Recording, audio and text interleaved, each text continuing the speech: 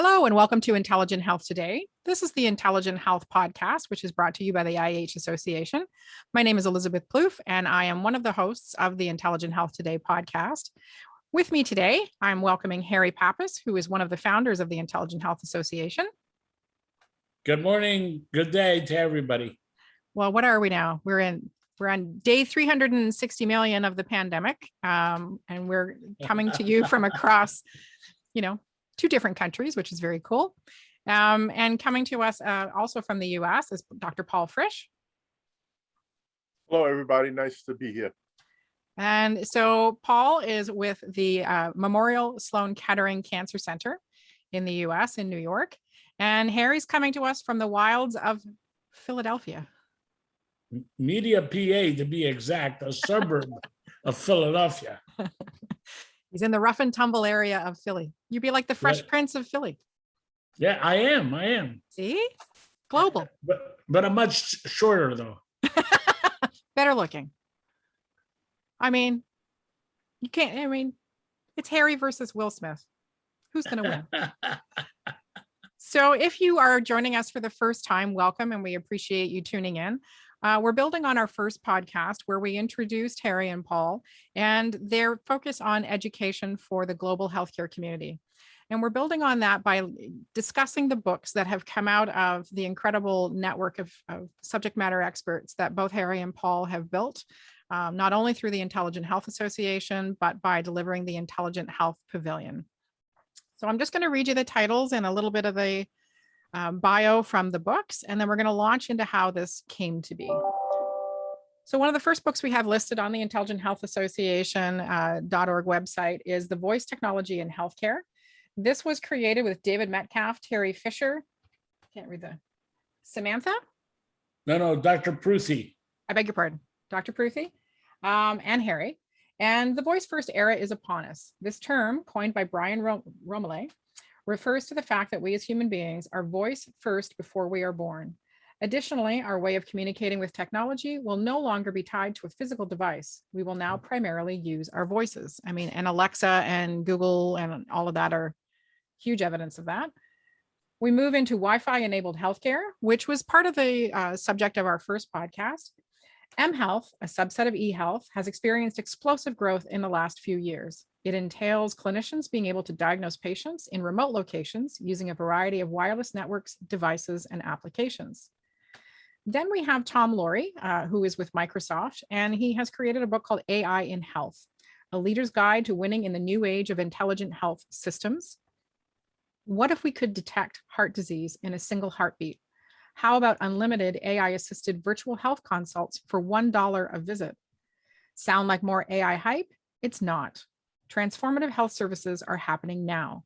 They're driven by restless individuals and organizations unwilling to accept the status quo in health. Sounds like you guys. It could be your new bio. The last two books are Blockchain and Healthcare. Over the past few years, digital health has been one of the hottest industries to invest in. But combined healthcare with blockchain and the sky is the limit.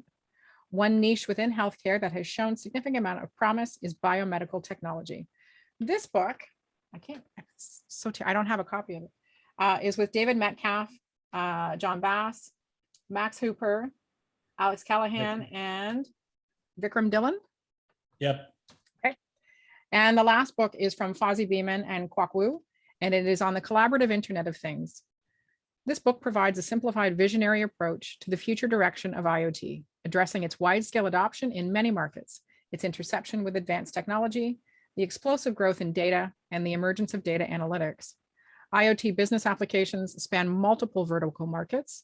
The objective is to inspire creative thinking and collaboration among startups and entrepreneurs, which will breed innovation and deliver IoT solutions that will positively impact us by making our lives and business processes more efficient. And that actually ties quite neatly back to one of the points Paul made in our previous podcast, where his focus within Memorial Sloan Kettering is to make sure that the opportunity to collaborate and communicate among clinicians and technologists and what have you is at its best, because it's through that collaboration that we create safer and better patient care. So one of the reasons these books exist is, as we discussed in the previous podcast, is Paul and Harry's intense focus on in education and in creating future stronger leaders in the healthcare community. So Harry, you had started to mention before we came on about how sort of the first collaboration for books came to be. Can you take us through that a little bit? Well, first of all, thank you for reviewing all the books that our partners have published. And this is really a collaborative effort with a number of our IHA members. Because again, the IHA is a community of global thought leaders in the world of technology. Mm-hmm. And so we really got started with the publications with David Metcalf and a number of experts on blockchain, but the focus was blockchain in healthcare and how blockchain is making inroads into the healthcare community, along with other technologies such as AI, which was covered in the second book by Tom Laurie, who's the AI guru for Microsoft and a very valuable member of the IHA advisory board. But the whole idea, the initial idea of the books was, how can we deliver our educational message to the global health and wellness community through other modalities? Mm-hmm. It's great to do the pavilion, but not everybody comes to the pavilion from around the world. And how can we reach more people through different publications? And so we started working with David and his team on the first book, which is now available, has been available on Amazon. But then there was a second book that I was instrumental in organizing, and that was the voice technologies in healthcare, because going back to the Intelligent Health Pavilion, believe it or not, going back 3 years ago, we were actually demonstrating voice skills in the OR, in the family, in the labor and delivery room, and of course in the smart home. Yep. So I really started to get heavily involved in voice and voice conferences and voice boot camps pretty much across the US. And I went to David and I said, hey, David, I think it's time for us to do another book. And let's bring in the global thought leaders in voice and have them submit a chapter so that we can share the knowledge and help educate the community how to use voice in a clinical medical setting, Mm-hmm. how to use voice to deliver telehealth applications. And so those are the three books that are available right now on Amazon, doing quite well. The blockchain book is, I think, now being translated into Japanese and I think German. Tom and IHA are collaborating on a second book, AI for Clinicians, with the blessing of Microsoft. And then we're working on a second book on voice. But in the meantime, my dear friend Paul and I have decided that we're going to continue the publications and move into a lot of new areas. Now, before I turn it over to Paul, the vision I had was that, people say to me, a book, who reads books anymore? Well, it's surprising. It's surprising. But the way I saw the books as a way of establishing credibility for the authors and IHA. I saw the books as a platform to take the content and produce a podcast, or take the content and produce an audiobook. Okay. Mm-hmm. And right now, one of the things we're working on with a whole new group is a one-day conference around infection prevention, infection control. But that will be a book, and it will also be a series of podcasts. So with that, I'm going to turn it over to Paul to talk about several books that are on the drawing board right now. And we welcome anyone who listens or views this podcast to join us. So Elizabeth, I'd like to turn it over to Paul. Yeah, well, that's, Yeah. and one of the cool things, and just to let everybody understand, these books aren't created in isolation. They are created through a committee-focused collaborative authorship process. That's correct. That's And correct. that's one of the benefits of this format, is that it's not just one person providing their expertise. It's a bunch of people coming together, which just creates a much richer Thought experience. leaders. A lot of thought leaders. So Paul, over to you. And you've been on the ground during COVID and seen what's happened as far as technologies and how they could be changing the way something like a pandemic could be handled. So I would love to hear more about that. Yeah, I mean, we've approached a couple of things that as we were developing the pavilions over the years, we did see that there was a discontinuity of how this information travels from year to year. And since the topics changed, we always thought that putting something together in a book format would provide a longer term history of the information we portrayed. I think where we started now with the book series focused on COVID response. Hospitals throughout the United States or everywhere in the world obviously were faced with very similar issues and handled it in different ways. But we all approached specific topics having to do with expanding our facilities to support patients, managing equipment, and all the technologies behind that, infection control and other supporting features. So it was clear that we should put together a book that focused on what types of responses various hospitals had across the board, focusing on the larger picture of emergency management. So, I think several times in history, 20 years ago now, was the first time we looked at hospitals in terms of emergency management after the 9/11 incident in New York, and saying, were hospitals really prepared to handle anything of that type of magnitude? Yeah. And the answer was no, and we were all active in that, and then it kind of phased out. And then again, when Hurricane Sandy hit New York, hospitals were devastated in New York City, not so much by the amount of population or people that were coming into the hospitals, but the beating that the hospitals took and how resources were not available. And again, there was a high focus on emergency management, and those things kind of died out. And now with COVID, we've seen a different version of it again, having to do with large patient volumes. And so we wanted to really put something together about lessons learned. I mean, what did we actually learn, and how can we plan for future events like this?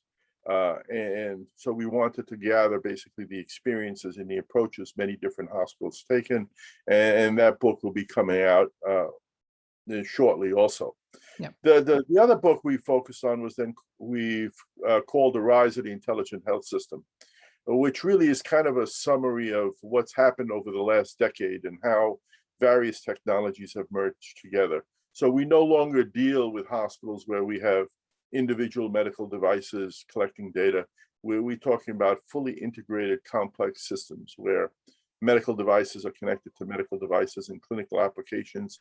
And the whole issue has changed to how do you manage this large big data, as we used to call it, and how do you get that information out to the right people? So the Rise of the Intelligent Health book really kind of summarizes all the different technologies that have been deployed and integrated over the last 10 to 20 years, and really was the foundation of what we created the Intelligent Health or the Intelligent Hospital Pavilion in the past.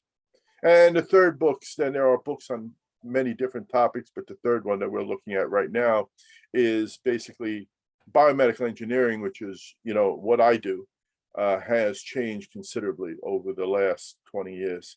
And we really want to talk about what biomedical engineering is in the new intelligent hospital and how that has changed the operations and the role of biomedical engineering. So that's the kind of 3 additional topics that are currently in the works and should be out in the not too distant future.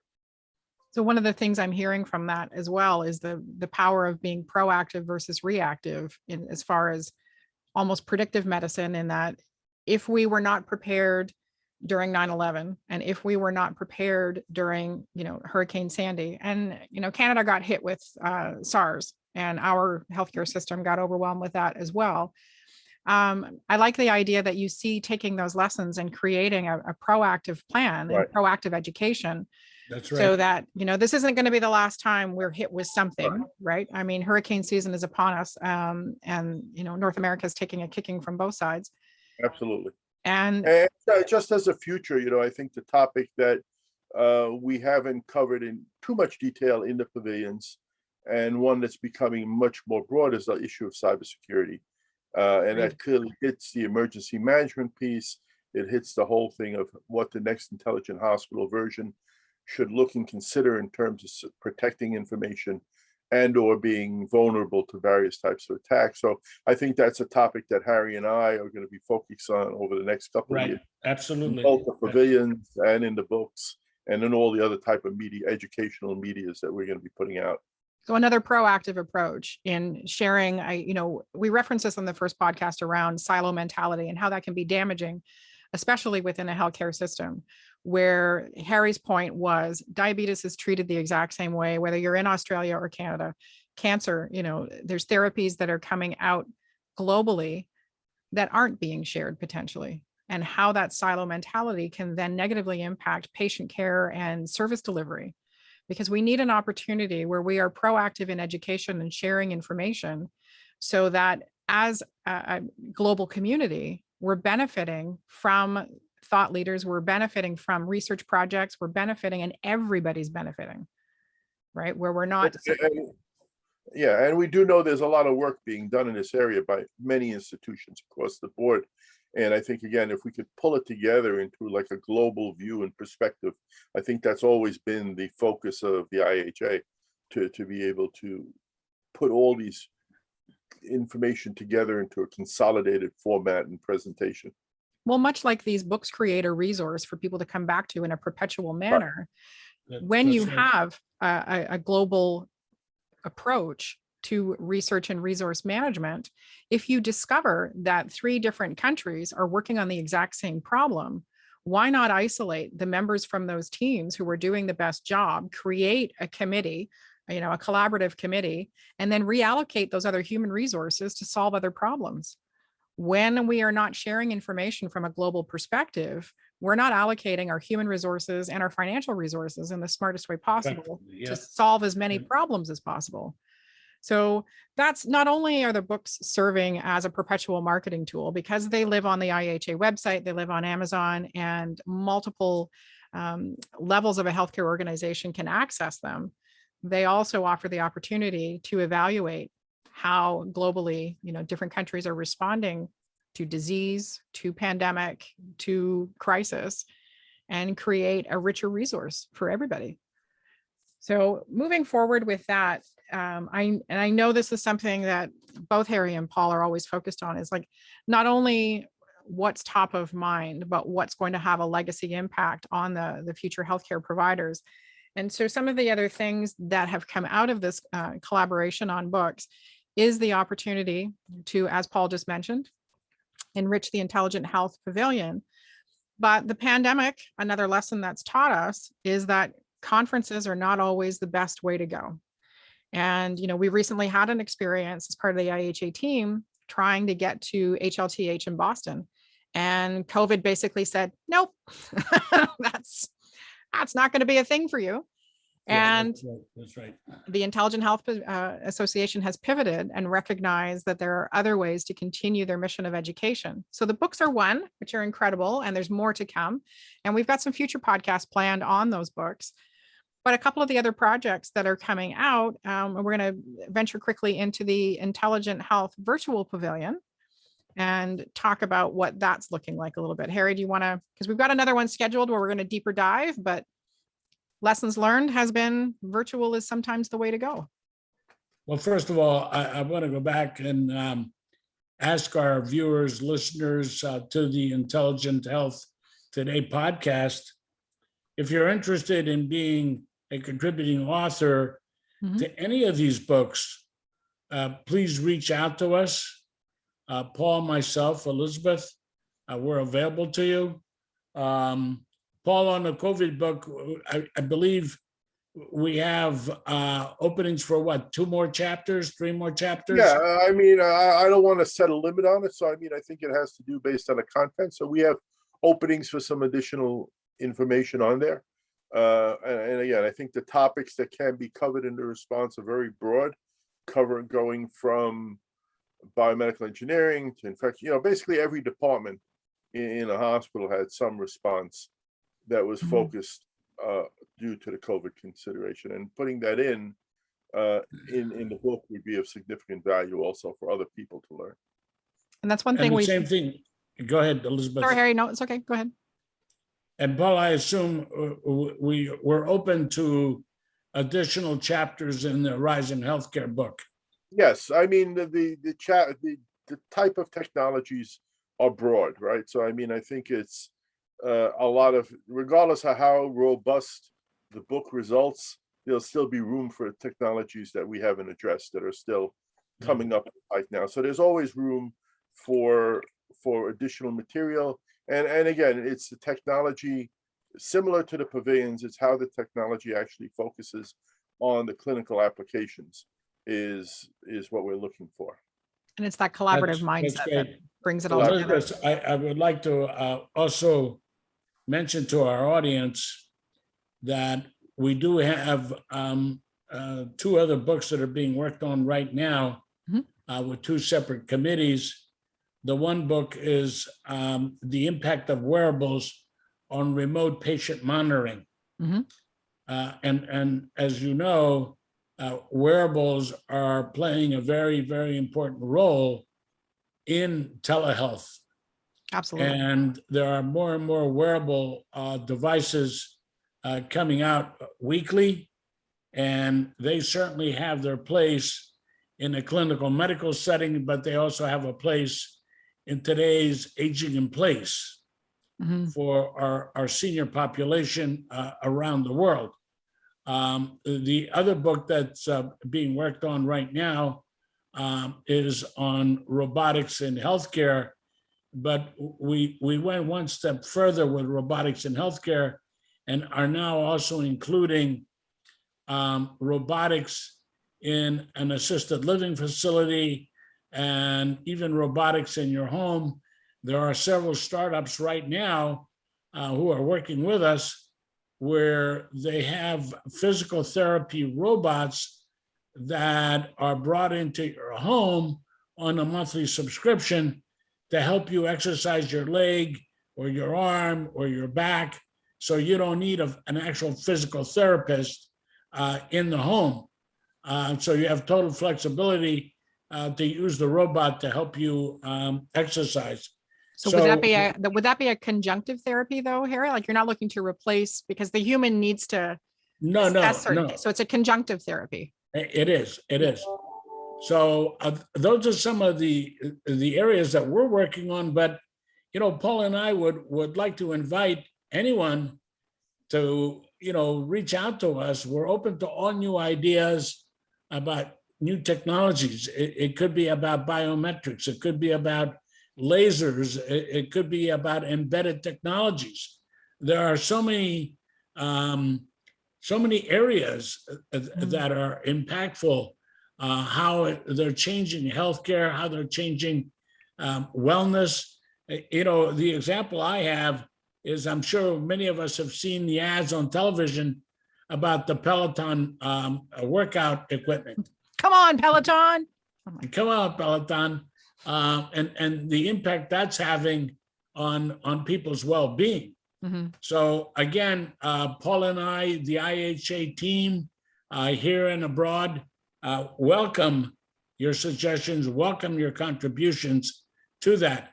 And now, as Elizabeth said, I'm just going to lay the groundwork for the next podcast with Paul, myself, Elizabeth, and several other colleagues of the virtual intelligent hospital, the digital twin, if you will, of what Paul and I have been building on a trade show floor. Yep. And because of the pandemic, everybody wants to have a hybrid model. It's less The risk. days, I'm sorry, go ahead. It's like, Paul was talking earlier about managing risk and safety. And right now, the pandemic is not playing out for anybody across the globe the way we had anticipated. There was a lot of noise at the beginning that it'll just be 6 months. It'll just be a year. This March, it'll be 2 years we've been dealing with this. It is, and it's having an impact on the healthcare provider community. It's having an impact on the technology firms who are building the next generation of technology.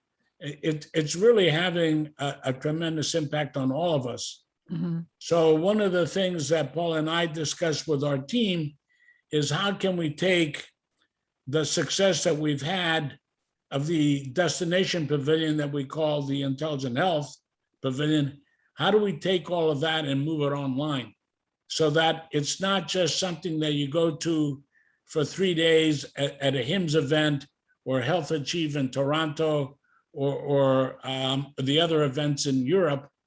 How do we make that platform 7/24 on demand?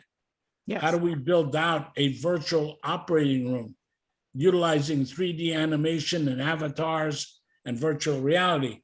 So that's what we're working on right now in the parallel course to the podcasts and the books and many other initiatives. And I encourage you to join us for the next podcast, where we really get into the details of what this virtual world is going to look like and how we're going to be able to use that to deliver education and training to a global community. And that's that perpetual motion that we're talking about. And in addition to the Intelligent Health Virtual Pavilion, Harry's been working hard with some major partners around masterclasses, the book development, video development, and what have you. And I've had an opportunity to tour sort of the draft of what the Intelligent Health Pavilion will look like virtually. It's an incredibly complex, and I say that with absolute respect, but it's a complex collaboration because there's so much opportunity to, out of the partnerships that you've built through the face-to-face events globally, to be able to offer masterclasses, to be able to offer opportunities for smaller conferences and more manageable events. The advantage of something like this is that it circumvents any kind of travel ban. It circumvents any kind of, pandemic twist that we've been experiencing. I think a lot of people expected by now to be able to attend conferences face-to-face. I'm coming to you from Canada. Harry and Paul are coming to you from the US. Both countries are experiencing continued upheaval with this and unexpected twists with the variants and what have you. This is where something like collaborative authorship and collaboration on the virtual health pavilion allows organizations to continue to, market and share their education and their skills and abilities and their opportunity for integration. And to Paul's point around COVID, to be more proactive.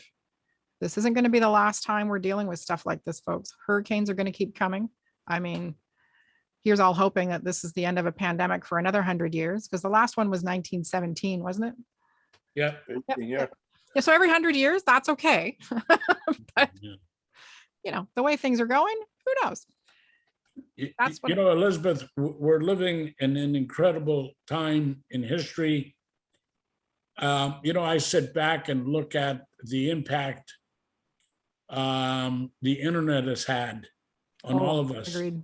I look back and thank God to Steve Jobs with Apple and the smartphone, how that has transformed our lives. Mm-hmm. I hate to call it an iPhone. It's really a computer.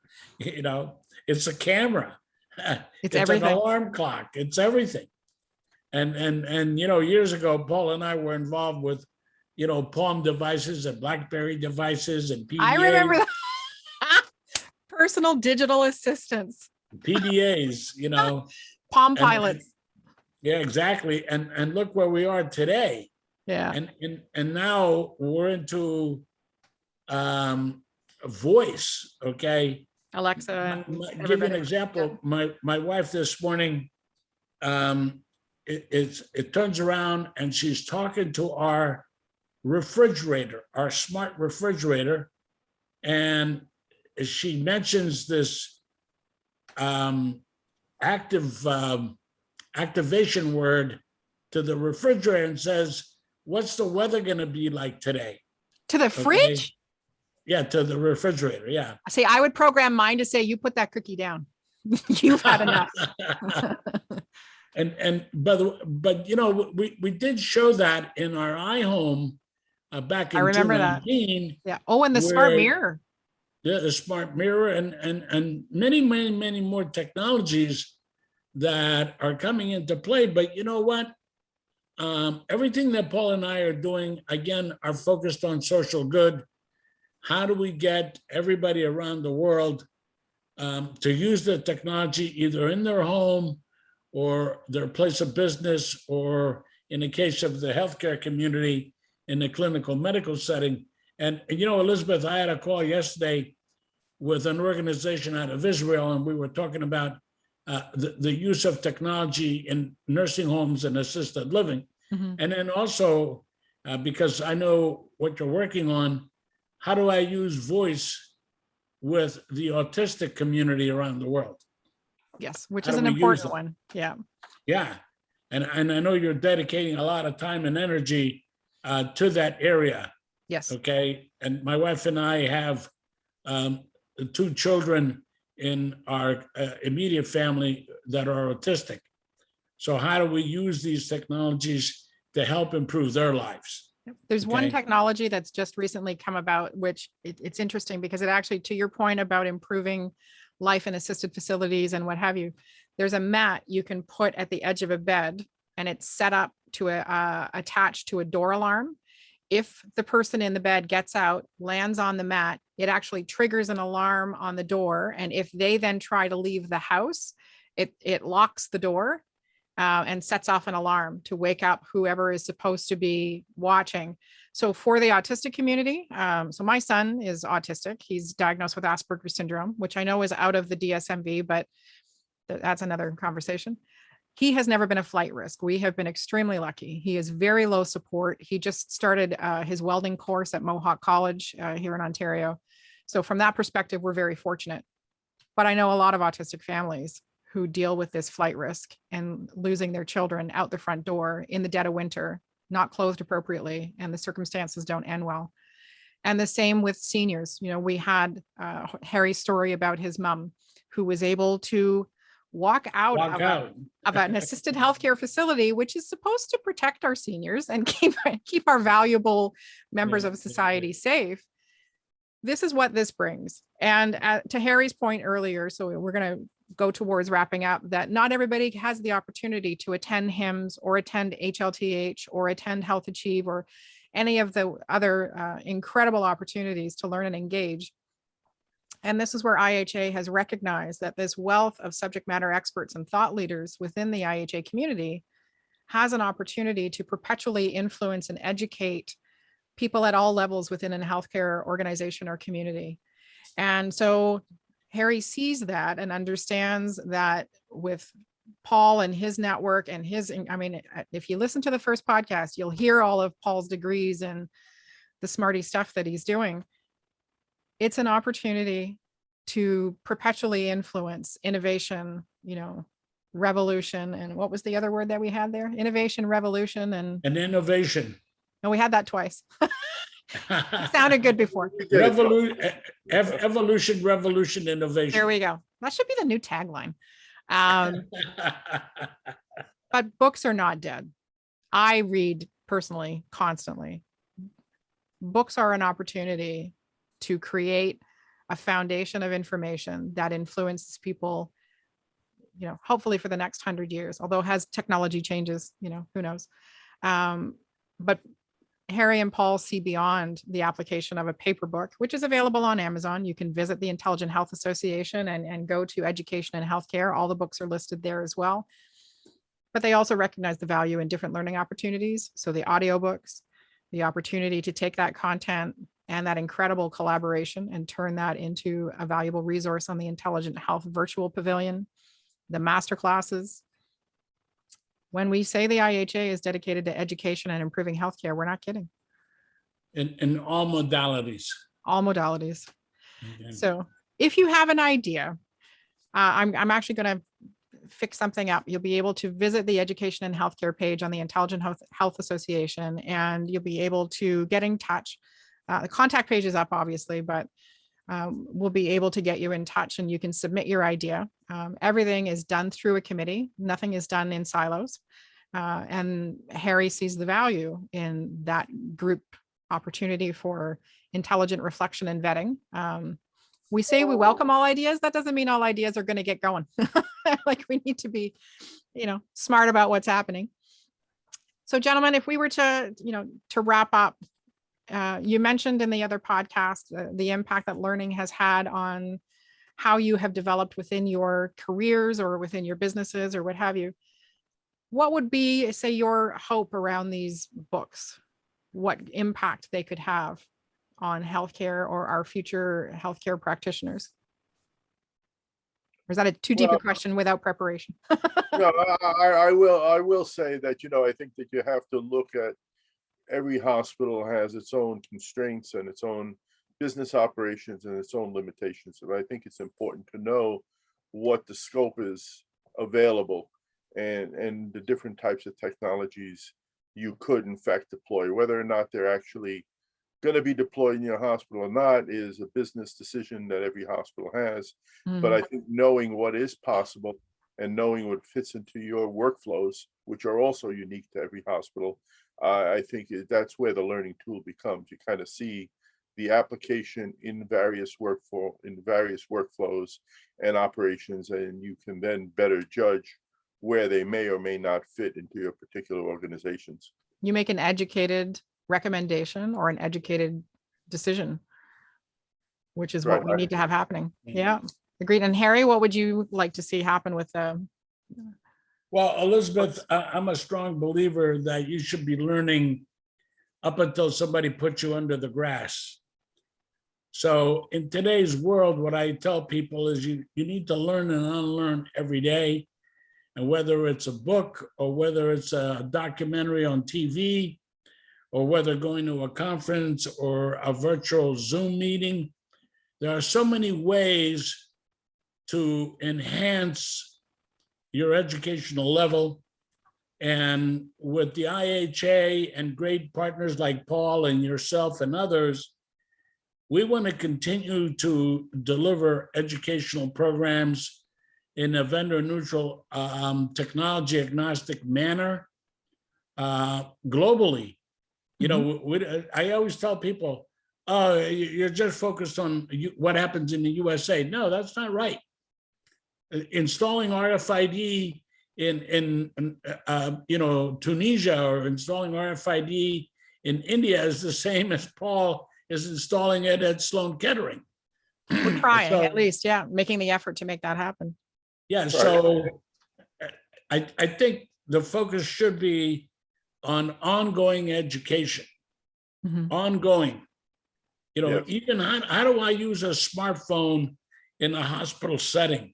How can a family read the book on voice and learn to use voice in their home? I understand the privacy issues. I understand all of that stuff.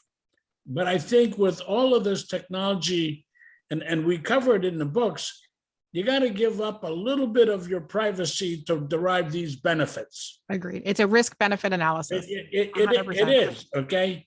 And people say, aren't you concerned about privacy? And my first question is, wait a minute, do you have a smartphone?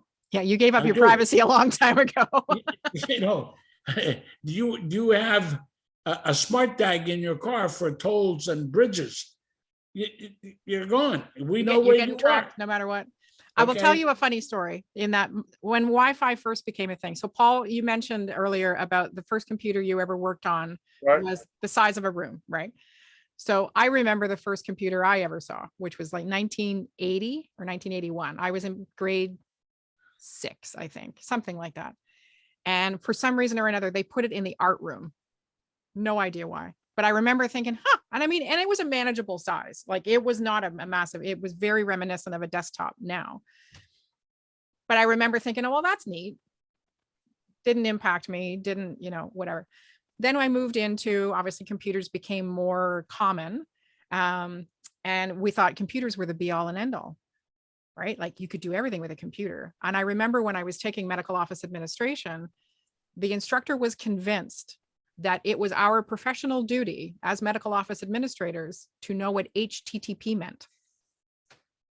And I remember thinking at the time, really? That's so I think it's a hypertext. I still can't remember what it means.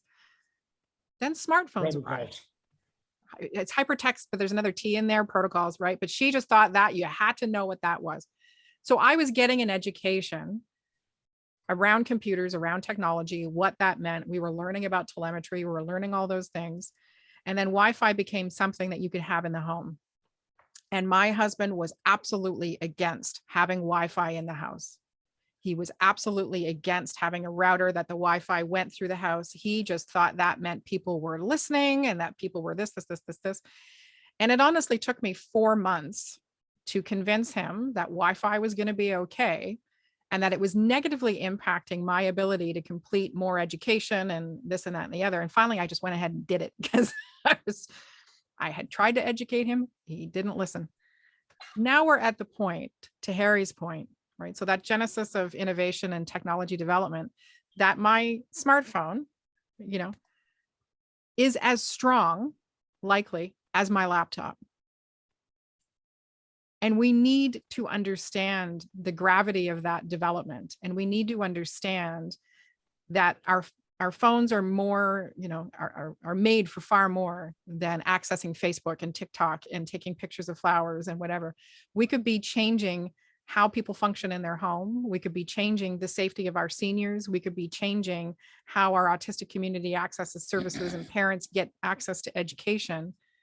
And that's what Paul and Harry are working on, is that proactive approach to education, collaboration globally, and bringing that together in as many modalities as possible: books, virtual pavilions, face-to-face pavilions, one-day conferences, podcasts, videos, whatever it takes, so that others can experience the same benefits they have by pursuing education to the degree they have.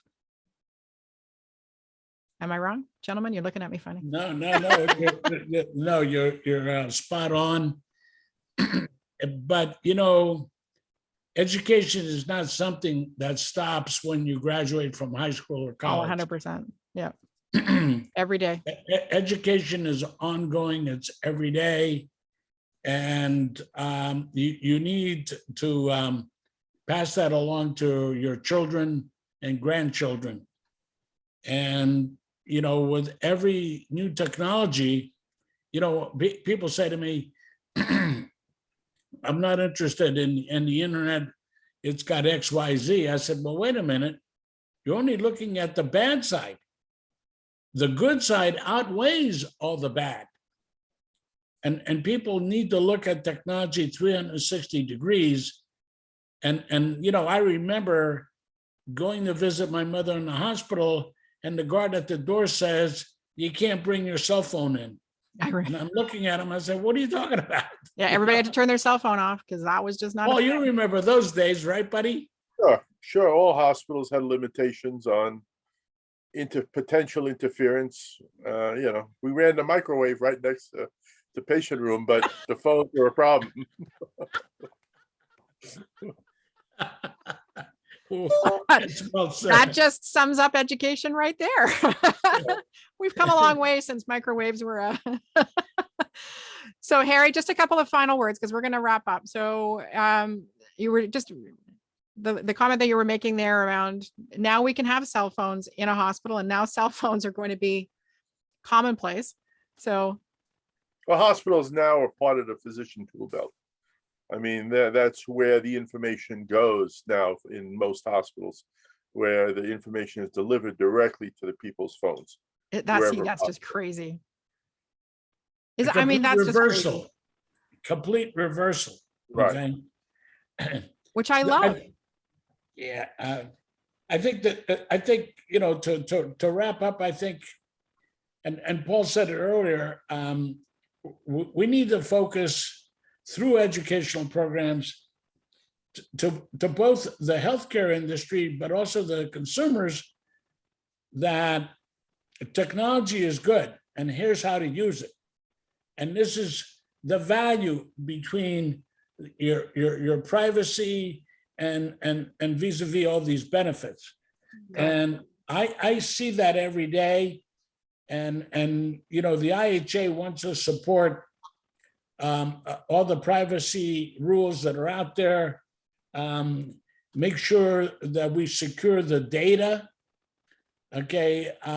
Because with wearables, you're capturing data in somebody's home and you're making it part of the EHR. How does that data get secured? Who owns the data? Who looks at it? Yeah. Who looks What'd you at it? say, Who looks Paul? at it? Who looks at it? Yeah. Right. You know, there's a whole That's a whole nother podcast, business Paul. processes.